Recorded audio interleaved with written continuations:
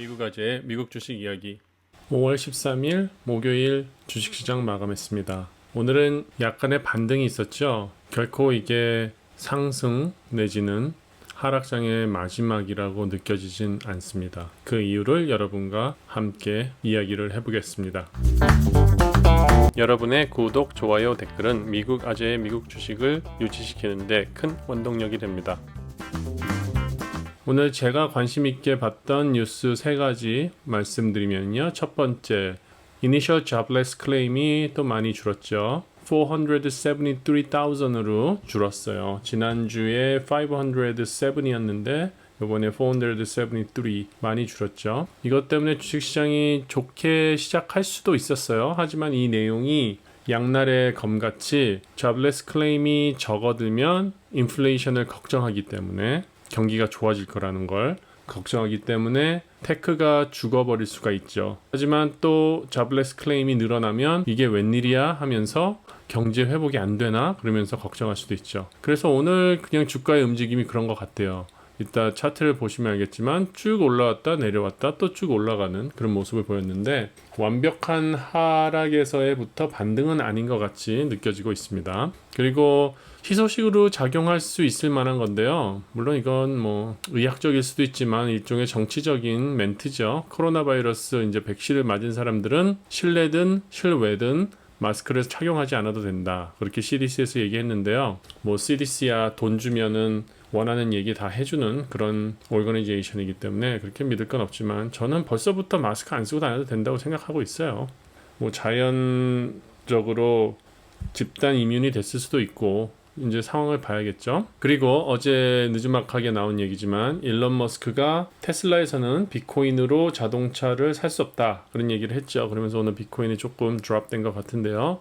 뉴스는 비트코인의 드롭이 테슬라 스탁을 헐트하지 않을 것이다. 뭐 그렇게 얘기했어요. 그래서 뭐 하여튼 어쨌거나 테슬라는 호재가 없습니다. 호재가 없어요. 제가 보기에는 일단 그 7월에 AI 데이라는 거를 실제로 이름이 AI 데이인지는 모르겠지만 하여튼 7월에 AI에 관한 그게 직접적으로 자율주행과 연관이 있겠죠. 그 행사 있기 전에 모멘텀은 좀 있으리라고 생각을 하는데요. 그 전에는 특별한 어떤 호재로 작용하지 않을 것 같은 생각이 많이 듭니다. 테슬라는 한 2년에서 5년은 두고 봐야 될 것 같은 그런 생각이 듭니다. 전체적인 마켓의 흐름을 보면은 뭐 오늘 보시다시피 다 그냥 초록색이죠. 몇 가지 빼놓고 테슬라 마이너스 3.8%, shame on you. 그 다음에 AMD도 좀 빠지고 엔비디아 좀 빠졌죠. 그리고 에너지 쪽이 전반적으로 다 빠지는 모습을 보여줬죠. Fear and Greed 인덱스를 보면은 지금 40인데 어제 37 정도 됐었나요? 어제보다 조금 올라왔죠. 이런 모습이 더 재미있는 것 같아요. 50에서 왔다 갔다 하는 것보다 좀 내려갔다 올라왔다 하면서 이 게이지가 정말 게이지처럼 움직이는 모습. 그래서 오늘 어제보다는 올라왔죠. 그렇죠? 오늘보다 올라왔는데 완벽한 회복이라고 볼 수는 없어요. 지금 이게 시간적으로 보면 서부 시간으로 10시 한 40분, 50분 정도인데 갑자기 이렇게 스퀴즈가 됐다가 쫙 올라왔는데 무슨 뉴스가 있어서 그랬는지 제가 뉴스를 찾아봤는데 별로 뉴스를 못 찾겠더라고요. 그 CDC 얘기 나온 거 그것 때문인가 하는 생각도 들고 정확한 근거는 모르겠습니다. 이 뉴스 때문에 그렇게 반등이 됐는지 어쨌거나 뭐 올라왔으니까 좋은 거고요. 오늘 뭐 4대 지수 다 올라왔고 뭐 전반적으로 올라왔으니까 약간 반등은 했지만 false sign인 것 같아요. 오늘 뭐 막 매수를 하신 분들은 그렇게 하지 않는 게 그냥 저의 원칙이에요. 어떻게 하시라는 게 아니라 그냥 제 생각에는 이렇게 갑자기 반등을 했을 때 전날의 최고점보다 오늘의 종가의 최고점이 높지 않으면은 완전 반등이라고 저는 생각하지 않기 때문에 특별히 뭐 매수란 건 없어요. 오늘 같은 경우에는 골드만삭스 좀 했고 그다음에 디아 ETF 있죠. 다우존스 따라가는 ETF 그것 좀 하고 그리고 다른 어카운트에 벅셔 해서웨이를 좀 더 사고 뭐 그런 식의 보수적인 거 그리고 떨어지지 않을 것 같은 종목들 그런 것들 좀 갖고 있어요. 그리고 여러분들이 궁금해하실 텐데 제가 네일을 가지고 있었는데 저번 때 좀 욕심 부리고 팔지 않겠다 그렇게 있었잖아요. 근데 많이 떨어졌어요. 그것도 제가 손절을 할 수 없는 이유가 있어요. 네일을 갖고 제가 트레이딩을 많이 했거든요. 사고 팔고를 많이 했어요. 그래서 수익을 많이 반면에 지금 손실을 봤을 때 제가 팔게 되면 와시 세일즈 룰에 걸리기 때문에 손실 본 거를 혜택을 받지 못해요. 그리고 내일 같은 거는 지금 좀 떨어졌어도 이 인플레이션이 생기고 그러면은 더 올라갈 수 있는 종목이기 때문에 저는 뭐 큰 걱정하지 않고 지금 계속 보유하고 있고 내일도 한번 지켜봐야겠죠. 오늘은 상승을 했기 때문에 뭐 추가 매수나 그런 걸 하지 않았는데 아무래도 내일 분위기를 봐서 추가 매수를 하게 되면 한 10% 정도 갭은 더 생기니까 worthy하다고 생각해요. 다른 종목 같은 경우에도 보면 거의 다들 바닥에 있는 것 같아요 지금. 근데 몇몇 테크는 아직도 오버밸류 돼 있는 것들이 있으니까 그런 거 조심하시면 되고, 아직도 제 믿음은 그래요. 테크 쪽은 아직도 힘들다. 하지만 그쵸, 메가캡 있는 테크들은 그래도 매력적인 매수점이 아닌가 그렇게 생각을 해요. 그 다음에 오늘 마켓의 어드밴서 디클라이너를 보면 이제 어드밴서가 조금 많아지기 시작했죠. 그렇게 큰 차이는 아니에요. 뭐 한 제가 대략 이게 총 7,000개 정도로 보는 이 위블에서 카피해서 오는 건데요. 이거는 어떤 걸 보냐에 따라서 8,000개를 보는 것도 있고 뭐 5,000개를 보는 것도 있고 그래요. 그래서 좀 컨시스턴하게 하려고 계속 위블 거를 갖고 보는데요. 위블에서 지금 주는 인포메이션은 오늘 어드밴서가 좀 많았다. 그리고 이 인플로우가 조금 막판에 빠지는 모습이 보였다. 그게 무슨 의미인지 아시겠죠? 그래서 좀 조심하셔야 될 부분도 아직 남아있다고 보고요. 그리고 요즘에 풋콜 레이쇼를 많이 보고 있는데 제가 요즘에 그냥 주식 트레이드보다 옵션 트레이드를 많이 하기 때문에 보게 되고 또 이걸 보면서 마켓의 그런 디렉션을 좀 알 수가 있단 말이에요. 그래서 센티먼트는 아직도 50.6%로 베어리시가 있고 그러니까 거의 비슷하다는 얘기고, 근데 보면 이제 풋콜 레이쇼에서 이 풋 레이쇼가 조금 많아지고 있어요. 그게 한 0.7 정도 되는데 보통 보면 풋콜 레이쇼가 0.9 정도 되면 엄청나게 많은 거고요. 그리고 풋콜 레이쇼가 한 뭐 0.5 미만으로 있으면은 그거는 건강한 것 같아요. 근데 너무 풋콜 레이쇼가 너무 적다. 그것도 또 마켓이 한쪽으로 치우치니까 항상 어떤 일이든지 밸런스가 잡혀 있는 게 가장 중요한 거라고 생각합니다. 오늘 unusual한 액티비티를 보면은요, 그 ARK 인베스트 ARKK 거기에 엄청나게 큰 볼륨이 들어간 그런 액티비티가 있다 그래요. ARKK가 다음 주 금요일에 한 103.5 정도 될 수 있겠다. 그렇게 이제 베링을 한 거예요.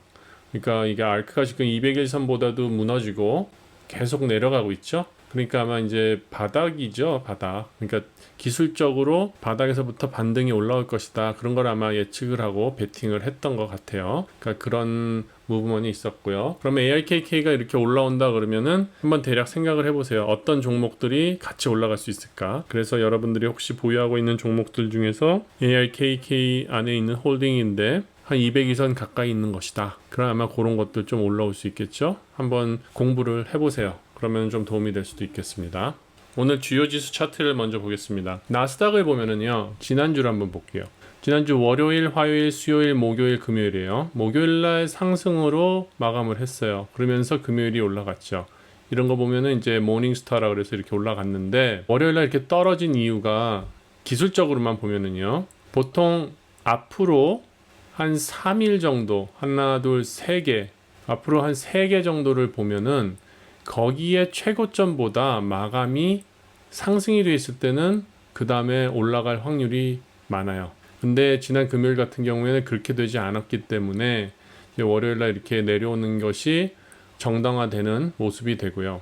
그 다음에 오늘 같은 경우에 이 지금 어제의 저점 이곳과 오늘의 마감점 요점을 보면은 상승이 되었지만 전체적인 흐름 자체가 아직도 전날의 상승보다 올라가지 못했기 때문에 내일도 하락으로 갈 수 있는 찬스가 좀 더 있지 않을까 하는 저의 예상이 됩니다. 그리고 지금 전반적인 이 트렌드 라인을 보면은요, 이것은 뭐 피보나치 팬이라고 제가 또 다시 쓰는 건데, 이 지금 로우들을 쫙 연결했을 때 이런 모습이 보이고 거기서부터 이제 파생되는 그런 예측을 하는데, 보면은 대략 한 요 정도, 한 12,950 정도까지는 한번 터치를 하고 거기서 반등을 하지 않을까 하는 저의 예상이 있습니다. 이제 월스트 케이스는 이렇게 되겠죠. 12,600까지 확 떨어지는 건데, 지금의 마켓으로 봤을 때는 거의 지금 바닥이 골라진 것 같은 그런 느낌이 듭니다. 그래서 아마도 한 내일 좀 떨어져도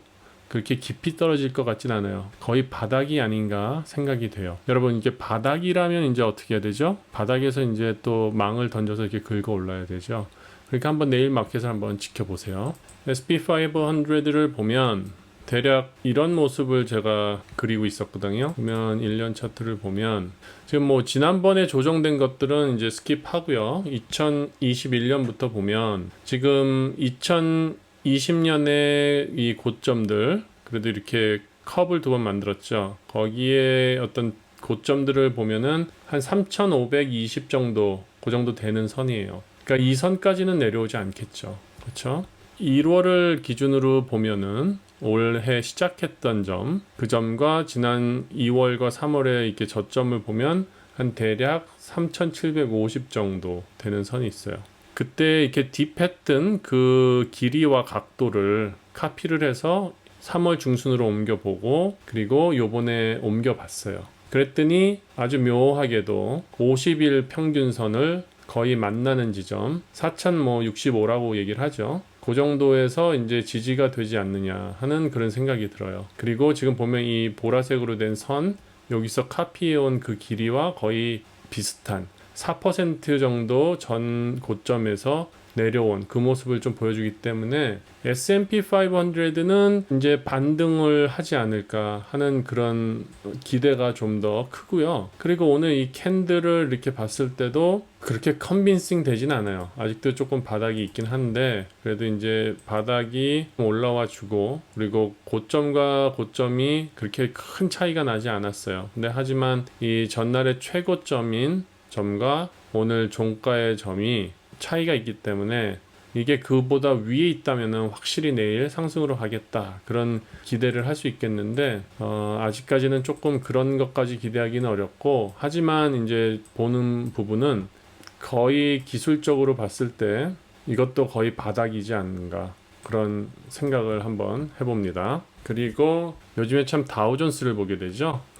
다우존스는 그냥 이 DIA라는 ETF를 보겠습니다. 여기다 공을 하나 더하시면은 지수예요. 근데 이거를 딱 보면은 지지대가 이렇게 형성이 돼요. 315, 그 다음에 330, 340 정도의 이렇게 지지대가 형성이 되는데 오늘 어제 보면은 340대를 지금 딱 걸치면서 오늘 마감을 했죠. 그래서 이거 같은 경우에는 이제 여기서부터 또 다시 반등으로 가지 않을까 하는 그런 생각이 들어요. 이 볼륨 자체도 보면은 오늘 상승을 했지만 전날의 볼륨보다 낮아요. 그리고 평균 볼륨이랑 거의 비슷하고요. 그렇기 때문에 이게 매도세보다는 매수세가 더 많이 들어있었던 볼륨으로 예상이 되고요.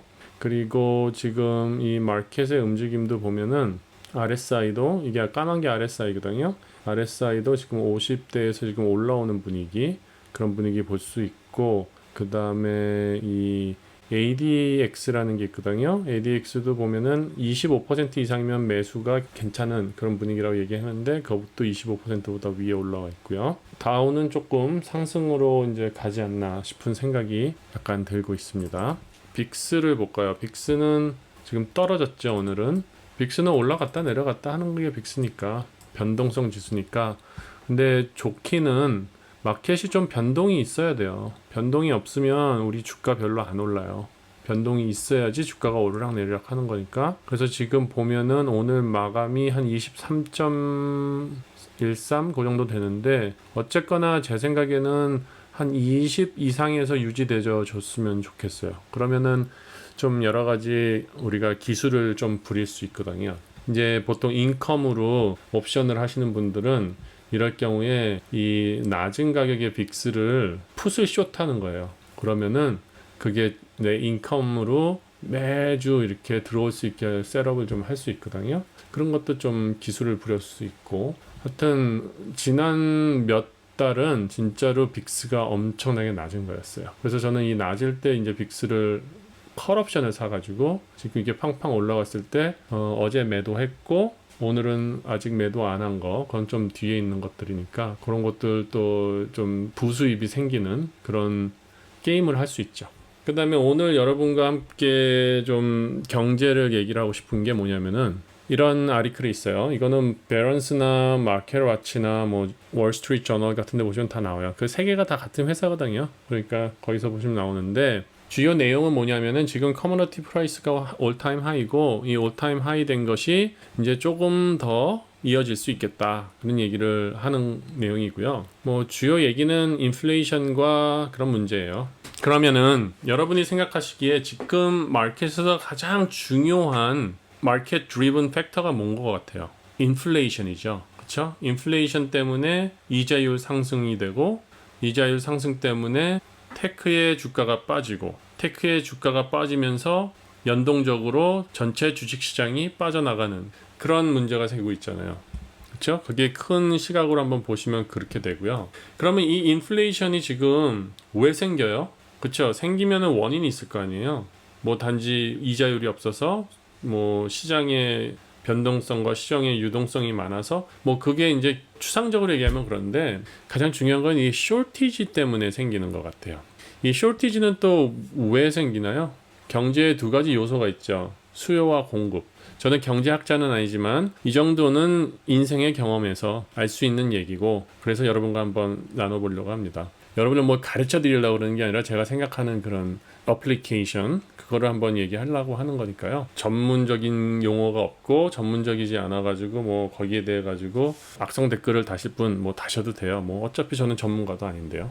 어쨌거나 그래서 수요와 공급이 있잖아요. 근데 수요와 공급 중에서 수요가 많아지면 쇼리지가 생기죠. 왜냐하면 원하는 사람들이 더 많으니까. 지금 그래서 이제 쇼리지가 생기게 된 거고 그럼 쇼리지가 생기는데 왜 인플레이션이 올라가느냐? 그 이유는 이제 보면은 산업이든 뭐 어떤 기업이든 근원이 되는 거는 재고가 있어야 되는 거예요. 재고 조정이 어느 정도 잘 되느냐 안 되느냐에 따라 가지고 그 회사가 수익을 남기고 수익을 덜 남길 수도 있고 그런 게 된다고 그래요. 그래서 이제 재고를 보니까 지금 재고가 없는 거예요. 그렇죠?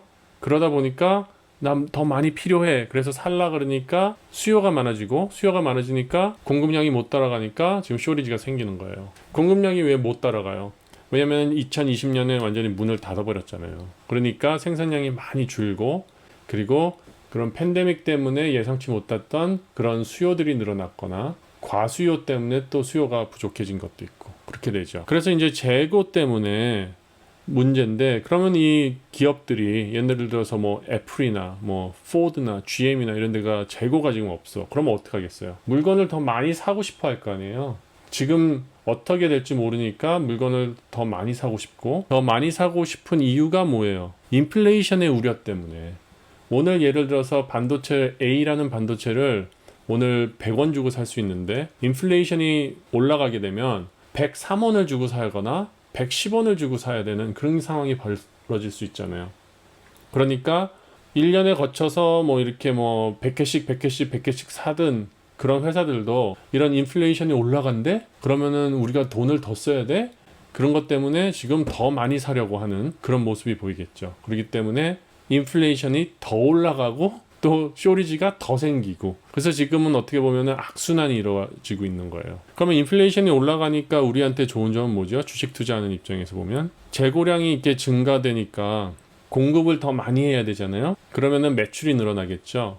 그렇기 때문에 우리가 여기까지 봤던 반도체 관련 종목들 그 다음에 구리, 철강, 뭐 알루미늄, 뭐 럼버 그런 것들이 주가가 계속 올라가는 거죠. 그래서 우리가 지금 수익을 좀 보고 있잖아요. 근데 이것도 한계가 있어요. 주가가 무조건 하늘을 뚫고 올라갈 수 없잖아요. 그러니까 어느 정도 이 재고량들이 원하는 대로 쌓아지기 시작하면 이 관련 주가들은 플랫이 될까요? 내려갈까요? 플랫 되지 않아요. 내려가 버려요. 왜냐면 인기가 없거든요. 이건 뭐 유튜버랑 똑같아요. 유튜버도 막 필요할 때는 많이 보시잖아요. 그리고 필요 없을 때는 안 보시잖아요. 그러면은 어떻게 돼요? 구독자 수 쭉 줄어들잖아요. 뷰수도 쭉쭉쭉 줄어들고. 그렇죠? 서 있지 않잖아요. 똑같아요. 그러니까 여러분이 세미컨덕터 반도체에서 좀 배우셨지 않아요? 막 올라가다가 한참 서 있다가 지금 한 단계 팍 내려와 버렸죠. 이런 식으로 지금 구리, 철강, 또 뭐가 있나요? 럼버 그런 것들이 자기 타이밍이 있어요. 그러니까 너무 욕심 부리지 마시고요. 자기 타이밍이 지나가면 그때는 어느 정도 비중을 많이 줄여 놓으시고 그 다음에 좀 한 단계 내려가면 그 비중 축소하면서 생겼던 현금으로 이제 재매수를 해야 되는지 안 했는지 타이밍을 보시고, 이게 보통 이게 주가가 움직이는 거 보면은 한 스테이지가 있어요. 보세요. 딱 이렇게 상승하다가 횡보하고 상승하다가 횡보하고 상승하다가 횡보하고 그러는 거를 이제 스테이지라 그러는데, 쉽게 얘기해서 우리가 산을 올라가다가 좀 휴게소가 있고 산을 올라가다가 휴게소가 있다고 생각하시면 돼요. 근데 정상까지 가는데 휴게소가 몇 개 있을까요? 보통 한 3개 정도 있으면 정상이 돼요. 그렇기 때문에 대략 여러분들이 그런 감각을 느끼시고 그걸 차트를 자기 걸 보면서, 아, 지금은 아무리 좀 주가가 하락했어도 내가 들어가면 안 되겠구나, 지금 들어가면은 상투 꼭대기구나, 지금 거의 뭐 눈썹까지 와 있구나, 그런 걸 느끼시면 돼요. 항상 이 주식시장은요 사이클이 있고 1년마다 어떤 이런 흐름이 있어요. 그거를 여러분들이 레슨 앤 런으로 항상 익히시고 그거를 다음 해, 다음 주기에 이렇게 적용하시면은 도움이 되실 겁니다. 어쨌거나 그래서 재고량이 중요하기 때문에 지금 럼버나 카퍼나 아이언 오어나 뭐 드라이 벌크 shipping이나 이런 것들이 막 올라가고 있거든요. 그러니까 그런 종목들 좀 관심 있게 보시면 아직 업사이드가 있으니까 지금 뭐 주가 조정도 있고 그러니까 참 좋은 기회일 것 같아요. 그러니까 욕심내지 마시고 자기가 원하는 말이 될 만한 타겟 프라이스를 만들어 놓고요. 그 다음에 정하세요. 타겟 프라이스 그 어느 정도 수익률이 되는지 그런 거 정하는 거는 제가 내일 우리 미팅할 때 한번 알려드릴게요. 그거는 뭐 리서치 해보셔도 돼요. 그래서 이런 걸 사시고선 무작정 내가 얼마 되면 팔아야 되겠다 뭐 그냥 통밥으로 하시는 게 아니라요. 이 차트를 보시면은 그 인디케이터에 ATR이라는 거 있어요. 그걸 보시고, 아, 이게 무브가 어느 정도 하니까 내가 이 무브에 얼만큼 정도 계산을 해가지고 갈 수 있겠다, 뭐 그렇게 계산하는 방법이 있거든요. 그것을 제가 내일 우리 회원 미팅할 때 조금 말씀드릴게요. 그렇게 어려운 건 아니고 간단한 거예요. 보통 이렇게 데이 트레이딩 하는 사람들이 그 레이쇼가 있어요. 그냥 예를 들어 가지고 내가 로스를 3% 정도 로스를 보겠다. 그다음에 수익률은 뭐 8%에서 9%까지 보겠다. 그래서 1대3 비율로 해가지고 그래가지고 승률을 따지는 거죠. 동전 던지기 할 때 앞뒤 50%지만 예를 들어서 앞이 나올 거를 계속 던졌을 때 확률이 얼마가 되나, 그런 확률 게임이거든요. 그러니까 보통 1대3의 비율로 이렇게 해놓고 하니까 이 수익률도 그런 식으로 한번 계산을 하면서 정해 놓으시면 돼요. 제가 추천하는 종목은 아니고 앞에서 그런 얘기를 드렸으니까 우리가 얘기 안 다뤘던 그런 분야잖아요. 럼버라든지, 럼버는 뭐 알고 계셨을 거예요. 근데 어떤 거를 트레이드를 해야지 럼버를 트레이드 하는지 뭐 미리 아시는 분도 있겠지만 모르시는 분을 위해서 드라이 쉬핑 같은 거, 그러니까 화물선 같은 거예요. 그 뭐라죠? 바지선 같은 거. 하여튼 뭐 화물, 해상 화물 움직이는 거에 관련된 그런 거는 또 뭐가 있는지 그걸 그냥 간단히 샘플 티커를 보여드리는 거예요. 이거는 ETF거든요. 이렇게 잘 모르는 종목들은 ETF로 들어가는 게 훨씬 편해요. 수익률 차이 나봐야 그렇게 많이 차이 나는 그런 종목들도 아니고요. 심볼은 WOOD, 쉽죠? wood, 나무. 그 다음에 CUT cut, 이거는 두 개 다 그 럼버 관련된 ETF인데요. 하나는 iShares에서 하는 거고 하나는 인베스코에서 하는 거예요. 그러니까 거의 선물이 들어갔기 때문에 비슷비슷해요. 거기에 보면 뭐 fee나 그런 거에 따라 가지고 자기가 편하신 걸 하시고, 근데 저는 개인적으로는 블랙락에서 하는 iShare를 많이 사죠. 만약에 ETF 할 때는. 왜냐면 큰 자산 운용가가 하는 게 훨씬 더 그냥 기분상 좋아요. 저는 좀 이렇게 머저러티를 따라가는 스타일이라. 그리고 B-Dry, 이거는 B-Dry라는 거, BDRY라는 거, 이거는 찾아보시면은 Break Wave Dry Bulk Shipping이라고요. 이것도 ETF예요. 그 발칸반도에 화물 운송하는 그런 것들이 있나 봐요. 거기 있는 거에 선물이랑 그런 거를 이용해가지고 만든 ETF예요. 항상 매도 매수는 여러분들이 책임을 지셔야 되는 거고요. 그리고 여러분의 결정이고, 들어가시기 전에 항상 차트를 보시고 RSI도 보시고 그리고 평균 움직임도 보시고 해서 좋을 때 들어가셔야죠. 뭐 이렇게 유튜브에서 나왔다 그래가지고 그 다음날 바로 사시고 그러는 거 아니에요. 그러면은 손실만 나와요. 항상 이거는 기본적인 정보고, 정보를 여러분들이 소화를 해서 내 거로 만든 다음에 주식시장에 들어가셔야죠. 그냥 듣고만 바로 들어가시고 그러면은 공부를 하셔야 돼요. 누가 이렇게 밥을 떠 먹여주는 게 아니라 여러분들이 직접 고기 잡는 법, 밥 하는 법을 이런 영상을 보시면서 배우셔서 하시면은 앞으로 더 좋은 투자를 하실 수 있으실 겁니다. 도움이 되시기를 바라고요. 또 내일 기분 좋은 금요일을 맞이했으면 좋겠습니다. 감사합니다.